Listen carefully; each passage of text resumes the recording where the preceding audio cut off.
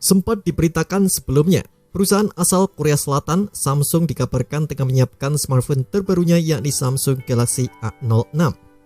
Sebagai penerus dari Samsung Galaxy A05 yang telah rilis pada akhir 2023 lalu, tentunya Galaxy A06 akan memiliki kelas yang sama di ponsel entry level. Samsung Galaxy A06 telah muncul dalam database sertifikasi TKDN Kemenperin. Ini menandakan bahwa ponsel entry level terbaru dari Samsung tersebut bakal segera meluncur resmi di Indonesia. Terlihat di situs TKDN, Galaxy A06 memiliki tingkat komponen dalam negeri sebesar 39,6%. Ponsel tersebut mendukung konektivitas seluler 4G LTE.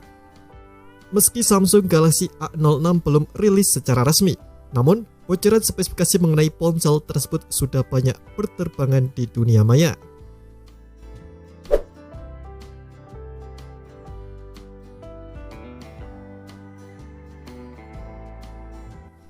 Terkait spesifikasinya, disinyalir Samsung Galaxy A06 tak akan membawa upgrade signifikan dari generasi sebelumnya yakni Galaxy A05.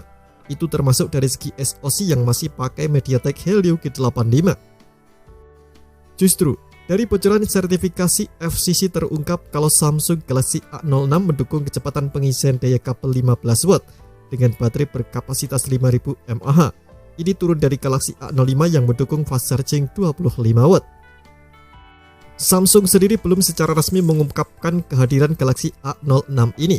Namun laporan terbaru dari GSM Arena bahwa perangkat tersebut sudah terpampang di halaman dukungan Samsung India, mungkin debutnya sudah sangat dekat.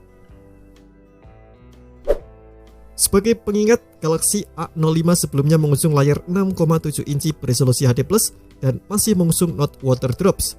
Ponsel tersebut hadir dengan kamera utama 50 MP dengan opsi RAM hingga 6 GB serta media penyimpanan 128 GB. Di Indonesia, Samsung Galaxy A05 rilis pada bulan Oktober 2023 lalu dengan bandrol harga mulai dari Rp1.499.000 kala itu. Sementara untuk Galaxy A06 kita tunggu saja informasi resminya dari Samsung.